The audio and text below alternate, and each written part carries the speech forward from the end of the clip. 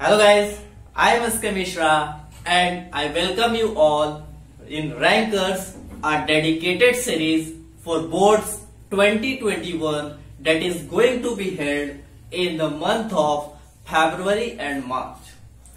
This series brings you and all the aspirants of 10th and 12th boards, in which we will discuss how to prepare, how to revise whole chapters, whole syllabus in just 3 months remaining, and we will bring you a one short video for full chapters in this series. So आज इस series का second part है. First part में हमने बात किया physics के whole syllabus को विद इन 90 डेज 3 मंथ्स कैसे रिवाइज करना है. And today we are going to discuss chemistry, जो कि मोस्ट इजी और बहुत ही ज्यादा फेवरेट टॉपिक्स अधिकतर बच्चों का होता है. बट इसमें क्या होता है कि कुछ जो कि ऑर्गेनिक और इनऑर्गेनिक का पार्ट आ जाता है, इसमें हम डरते हैं, जिसके वजह से क्या होता है कि बोर्ड एग्जामिनेशंस में स्कोर हमारे कम आते हैं. सो in this lecture, in this video, we will discuss how to tackle the fear of organic and inorganic chemistry, as well as we will be discuss कि फिजिकल केमिस्ट्री को आसानी से हम कैसे कर सकते हैं, उसके न्यूमेरिकल को कैसे इजिली सॉल्व कर सकते हैं. So let us begin our lecture. इससे पहले अगर आपको सीबीएसई 2021 जो कि सैंपल पेपर अपने वेबसाइट पे अपलोड कर चुका है, अभी तक आप लोगों ने नहीं देखा, तो इस वीडियो के डिस्क्रिप्शन में टेलीग्राम लिंक होगा, या फिर हमारे चैनल के सबसे लास्ट अबाउट पेज पे जाइए, वहां आप क्लिक कीजिए टेलीग्राम पे, वहां से आप डायरेक्टली ज्वाइन हो सकते हैं, जहां पर हम आपको 2021 के सैंपल पेपर, इसके साथ साथ प्रीवियस 10 इयर्स क्वेश्चन पेपर वहां पे प्रोवाइड कर रहे हैं. So let us begin. बात करते हैं केमिस्ट्री की, और हम ये प्लान लेकर के आए हैं 90 days, that is 3 months. So हमारे पास सबसे फर्स्ट थिंग जो नोट करना होगा, that is time duration. Time duration. So अगर आज का बात करें तो टुडे इज 3 नवंबर 2020. ठीक है, तो 2 दिन इस महीने का खत्म हो चुका है एंड 28 डेज इज रिमेनिंग. तो हम बात करते हैं, हमारे नवंबर में 28 डेज है हमारे पास, and 31 days in December and 31 day in January. Total हमारे पास कितना है? 90 डेज. हम आज के इस केमिस्ट्री का, इस 90 डेज का प्लान के बारे में बात करने जा रहे हैं. सो अगर बात किया जाए कि आपके पास पहले तो प्रिपेयर किस चीज के लिए करना है, जैसा कि मैंने पिछले वीडियो में वो चावल वाला एग्जांपल दिया था. फिर यहां पे हम लोग बात करते हैं क्या कि कैसे पहले किस चीज के लिए प्रिपेयर करना है. सो देखिए, आपका जो बोर्ड एग्जाम होगा, आपका जो सीबीएसई बोर्ड एग्जाम होने जा रहा है, वो 2 पार्ट में होता है. एक होता है उसका थ्योरी पेपर और दूसरा होता है प्रैक्टिकल, है ना. थ्योरी पेपर और प्रैक्टिकल. बोर्ड का टोटल आपका जो केमिस्ट्री पेपर है वो 100 मार्क्स का होता है, जिसमें आपका थ्योरी पेपर 70 मार्क्स के, जो आप सेंटर पे एग्जाम देने जाओगे तो वहां पर आपको 70 मार्क्स से क्वेश्चन पूछे जाएंगे, और ये जो 30 मार्क्स का होता है वो क्या होता है? प्रैक्टिकल, जो कि वाइवा और प्रैक्टिकल नोटबुक सबमिट करने होते हैं स्कूल में. सो हम आज इस थ्योरी का बात करेंगे कि किस तरीके से हम प्रिपेयर करें ताकि 70 में मिनिमम आपके 65 आए और मैक्सिमम 70. बस आपको फॉलो करने हैं ये 90 डेज. इसी तरीके से क्लास 10th के भी स्टूडेंट, जिनका कि टोटल 80 मार्क्स का थ्योरी पेपर होता है और 20 मार्क्स उनका इंटरनल स्कूल देता है, तो 80 मार्क्स में उनका केमिस्ट्री का अगर बात किया जाए तो 22 से लेकर के 24 मार्क्स तक का क्वेश्चन पूछा जाता है. 22 to 24. इसमें बायो का थोड़ा सा वेटेज ज्यादा होता है, केमिस्ट्री का 22 से 24 मार्क्स होता है. तो उसको कैसे गेन कर सकते हैं, तो 10th वाले भी यहां पर देखिएगा लास्ट में. अच्छा, ये थ्योरी. अब इसमें अगर हम लोग बात करें तो as per new syllabus and new process that has been adopted by CBSE board is what you will get a 10 marks objective question जो कि एमसीक्यू फॉर्मेट में होगा, और 10 मार्क्स जो होता है वो अजर्सन रीजन टाइप्स क्वेश्चन, जिसमें कि इस साल आपको केस बेस्ड स्टडी भी दिया गया है। क्या बोला मैंने? 20 मार्क्स का जो आपको ऑब्जेक्टिव उसमें ऐड किया जा रहा है स्टार्टिंग का, 10 मार्क्स एमसीक्यूज और फिल द ब्लैंक्स टाइप्स के होंगे, एंड रेस्ट आपको अजर्सन रीजन के कुछ क्वेश्चन मिलते हैं, और 4 या 5 क्वेश्चन आपको इस साल आने की संभावना है on the base of case, है ना, केस बेस्ड स्टडीज।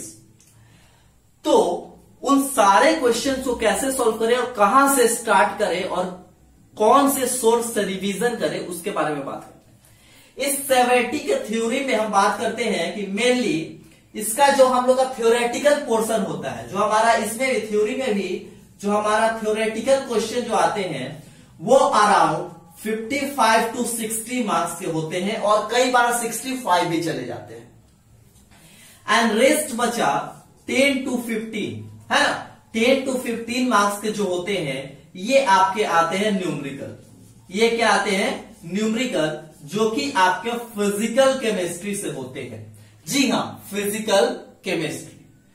केमिस्ट्री हम सभी जानते हैं कि हमारा क्या है, 3 पार्ट में होता है। एक होता है हमारे पास physical, second is what we have organic, and third is what we have inorganic. Physical, organic and inorganic. Physical में टोटल आपको 5 चैप्टर पढ़ने हैं, ऑर्गेनिक में टोटल आपको 7 चैप्टर पढ़ने हैं, और रेस्ट 4 चैप्टर जो है आपका इनऑर्गेनिक का। इसी तरीके से क्लास 10 में सिर्फ बस एक ऑर्गेनिक का चैप्टर है, कार्बन एंड इट्स कंपाउंड। ठीक है, तो इस तरीके से आपका ये टोटल 16 चैप्टर है, 7 5 12 और 4 16। ठीक है, फिजिकल में जनरली जो होता है वो क्या पूछे जाते हैं? न्यूमेरिकल। इनऑर्गेनिक में जनरली जो मोस्ट इंपॉर्टेंट होता है वो होता है रीजनिंग टाइप क्वेश्चन। इस सीरीज में हम आपको बताएंगे कि रीजनिंग टाइप क्वेश्चन को कैसे सॉल्व करना है। और ऑर्गेनिक में जो इंपॉर्टेंट होता है वो आपका क्लास 11th जो होता है वो बेस बनाता है। 11th के जो भी ऑर्गेनिक है, अगर आपके स्ट्रांग है, then you will be able to solve each and every question of organic. हम आपको बताएंगे कि अगर अभी तक आपने 11th का ऑर्गेनिक भी सही से नहीं किया है तो उसको कैसे करें। ठीक है, तो ये 3 पार्ट। अच्छा, लगभग अगर हम लोग बात करें वेटेज का, अगर हम लोग बात करें कि इसमें क्या आता है एग्जामिनेशन में, क्वेश्चन पेपर में वेटेज क्या होता है चैप्टर वाइज, तो लगभग सेम होता है, सेम फॉर ऑल चैप्टर्स। लगभग सारे चैप्टर का वेटेज सेम है, starting from solid state. Solid state में लगभग कई बार 4 और किसी टाइम 5 मार्क्स से क्वेश्चन पूछे जाते हैं। उसी तरीके से सॉल्यूशन का 4 मार्क्स का वेटेज, इसी तरीके से आपका 3, 4 और 5। लास्ट में आपका जो है केमिस्ट्री ना और एवरीडे लाइफ, तो उसमें से क्या होता है 3 मार्क्स से क्वेश्चन पूछ लिए जाते हैं। तो इस तरीके से क्या है 3, 4 और 5। ऐसा नहीं है फिजिक्स के जैसा। क्या होता है कि फिजिक्स में होता है कि कौन सा चैप्टर इंपॉर्टेंट है, तो हम वहां पे बोलते हैं ऑप्टिक्स, क्योंकि ऑप्टिक्स से क्या होता है 16 to 18 मार्क्स से क्वेश्चन केवल ऑप्टिक्स से आता है। तो वो क्या होता है बहुत बड़ा चैप्टर है, अगर आप उसको कंप्लीट कर लेते हैं तो लगभग 18 नंबर आ जाता है। बट केमिस्ट्री के केस में इन सारे चैप्टर में 16 चैप्टर जो है वेटेज सेम है, किसी से 3 मार्क्स, 4 मार्क्स, 5 मार्क्स। तो weightage is same for all chapter. इसका मतलब है कि आपको हर एक चैप्टर, चाहे फिजिकल का हो, ऑर्गेनिक का हो या इनऑर्गेनिक का हो, आपको बराबर ध्यान देना है। क्या करना है? बराबर ध्यान देना है। अच्छा, अब हम बात करते हैं कि आपको प्रिपरेशन स्टार्ट कैसे करना है। तो आज से ही प्रिपरेशन अगर आप स्टार्ट करते हैं, जस्ट आज से, फ्रॉम टुडे इटसेल्फ, तो आपको करना क्या है? जैसे कि फिजिक्स में आप क्या कर सकते हैं, जैसे फिजिक्स में या फिर मैथमेटिक्स में एक चैप्टर आपने कंप्लीट किया, let's say electric charge and field से स्टार्ट किया। इसके बाद अगर आपको मन करता है तो आप ऑप्टिक्स में भी जा सकते हैं, आप करंट इलेक्ट्रिसिटी भी पढ़ सकते हैं। That is upon your choice. But यहां पर क्या होता है, ये 3 पार्ट्स में जो डिवाइडेड है, हमको एक सीक्वेंस में पढ़ना होता है। हमको क्या करना होता है? एक सीक्वेंस में। सो लेट्स से कि आज से आपने केमिस्ट्री स्टार्ट किया इस 90 डेज प्लान के अकॉर्डिंग, तो आपको क्या करना है, सबसे पहले जो टच करना है डेट इज फिजिकल केमिस्ट्री। क्या? Physical chemistry. और इस पे आपको देने हैं 20 डेज। कितने देने हैं? 20 डेज। फिजिकल केमिस्ट्री पे आपको देने हैं 20 डेज।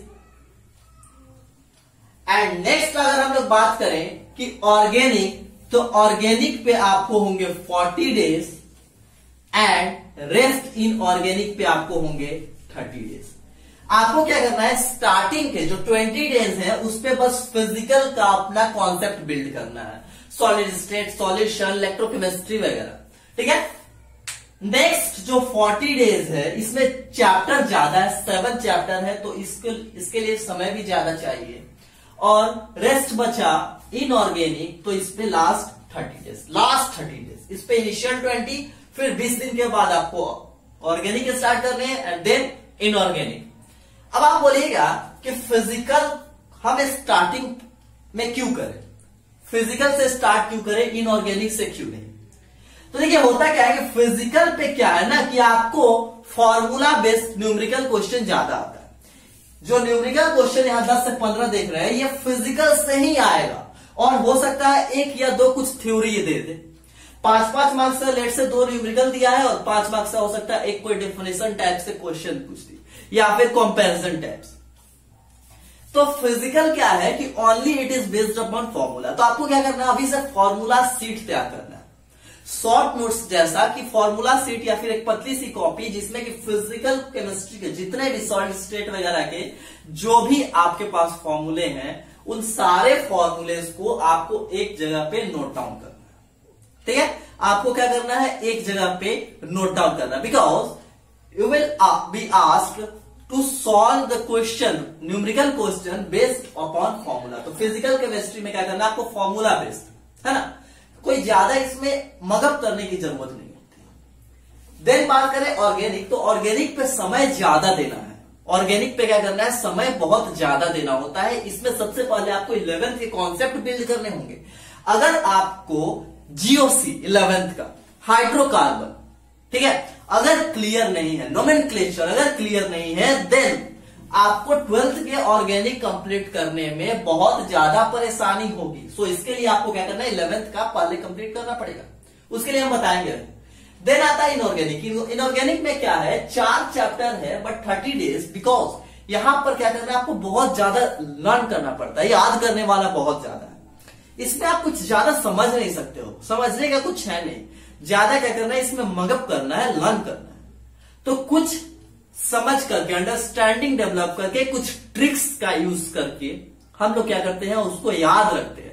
तो क्या होगा, अगर इस इनऑर्गेनिक को आप पहले कर लेते हैं, याद करने वाला चीज है, अगर मान लेते हैं डेफिनेशन, रिएक्शंस वगैरह आप याद कर लिए, तो होगा क्या, बीच में फिजिकल और ऑर्गेनिक पढ़ते पढ़ते लास्ट टाइम में ऐसा होगा कि आप इनऑर्गेनिक भूल गए, खाली हो गए।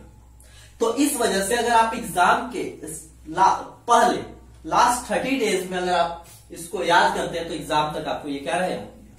फिजिकल का क्या है, फॉर्मूला सीट तैयार कर लिया, रोज बस बैठ करके 2 मिनट फॉर्मूला को देखते जा रहे हैं, देख रहे हैं। अगर फॉर्मूला आपको याद हो गया तो आप क्या करिएगा, जब क्वेश्चन आप सॉल्व कीजिएगा प्रीवियस ईयर या फिर एनसीईआरटी के बैक एक्सरसाइजेस और एग्जाम्पलर, देन आपको कॉन्फिडेंट फील होगा कि हाँ आपसे सारे क्वेश्चन सॉल्व हो रहे हैं, बिकॉज सारे क्वेश्चन किस पे बेस्ड है, फॉर्मूला। तो इस वजह से इस सीक्वेंस में आपको क्या करना है, प्रिपरेशन करने हैं अपने। नेक्स्ट अगर हम लोग बात करें कि व्हाट टू फॉलो, क्या फॉलो करना है,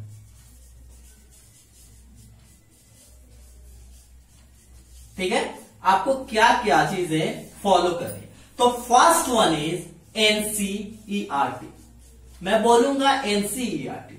एनसीईआरटी जो है ये क्या है, मोर देन इनफ है आपके लिए।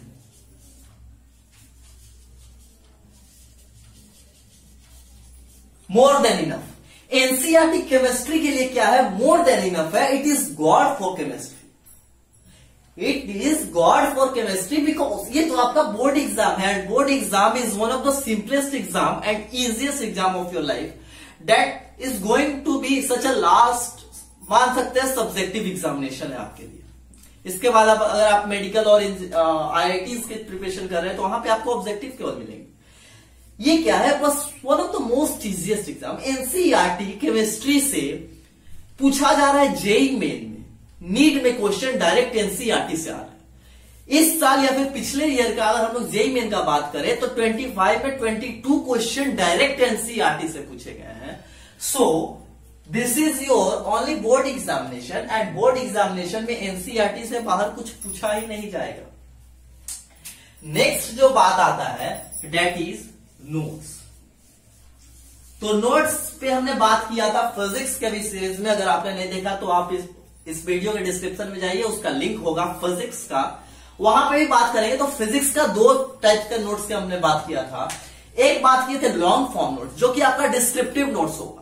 आज से अगर आपने पढ़ना स्टार्ट किया फिजिकल केमिस्ट्री तो पहला नोटबुक लीजिए और उस पे चैप्टर का नाम दिए सॉलिड स्टेट, एकदम डिस्क्रिप्टिव नोट्स, पूरा डिस्क्रिप्शन के थ्रू एकदम अच्छे तरीके से एनसीईआरटी को रीड करना है, नोट्स बनाना है। एनसीईआरटी को रीड करना है, नोट्स बनाना है। कोई टॉपिक अगर एनसीईआरटी से क्लियर नहीं होता तो आप कोई रेफरेंस बुक फॉलो कर सकते हैं, अदरवाइज आपको यूट्यूब से लेक्चर देख करके उस टॉपिक को क्लियर कीजिए, बट उसी फ्लो में नोट्स प्रिपेयर करते जाइए, लॉन्ग फॉर्म नोट्स।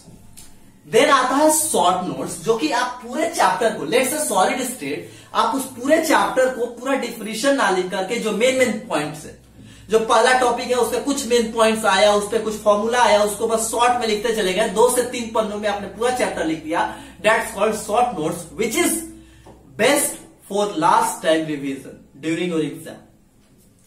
तो नोट्स। इसके बाद थर्ड जो आता है that is NCERT exemplar.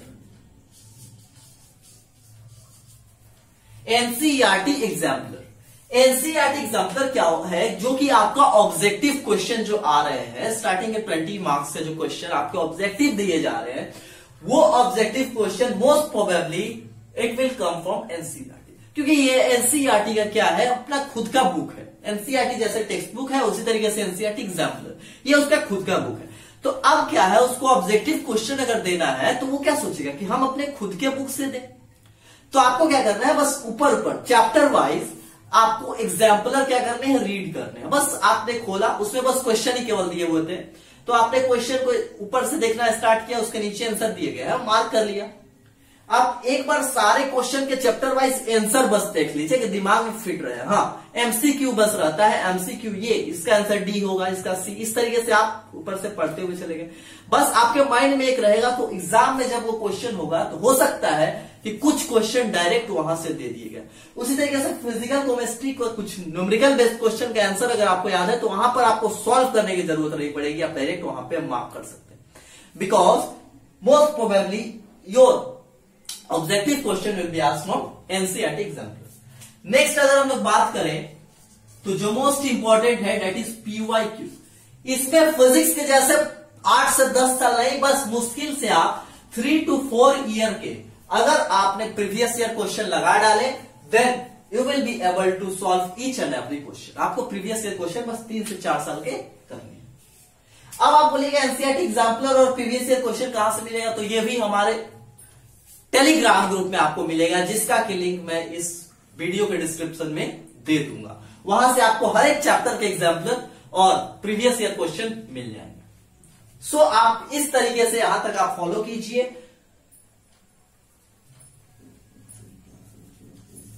Next अगर हम लोग बात करें सीक्वेंस, क्या डेली रूटीन का जो सीक्वेंस होगा हमारा, तो सबसे पहले आपको क्या करना है, स्टेप 1 आपको क्या करना है, एनसीईआरटी को रीड करना है।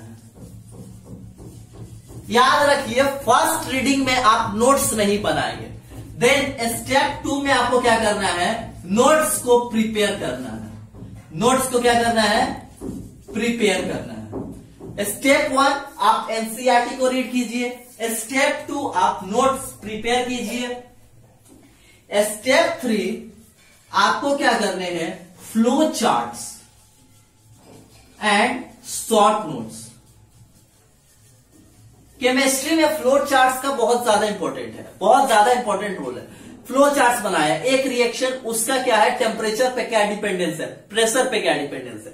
टेम्परेचर पे, बॉइलिंग पॉइंट, मेल्टिंग पॉइंट, इस तरीके से आप एक चार्ट्स का फॉर्मेशन करते जाइए। इससे क्या होगा, सारा माइंड एक क्लियर होगा, जिसको बोलते हैं हम लोग माइंड मैप, रोड मैप, है ना। क्या होगा, आप जब उसको एक सीरीज में बनाते जा रहे हैं कि हाँ यहां से ये होगा, इसका ये दो केस, इसका एक केस मेल्टिंग पॉइंट की तरफ जाता है, एक बॉइलिंग पॉइंट की तरफ जाता है, देन इस तरीके से आप जब पढ़ोगे तो आपको क्या होगा, कम समय में ज्यादा से ज्यादा चीजों को आप क्या करोगे, कवर करोगे।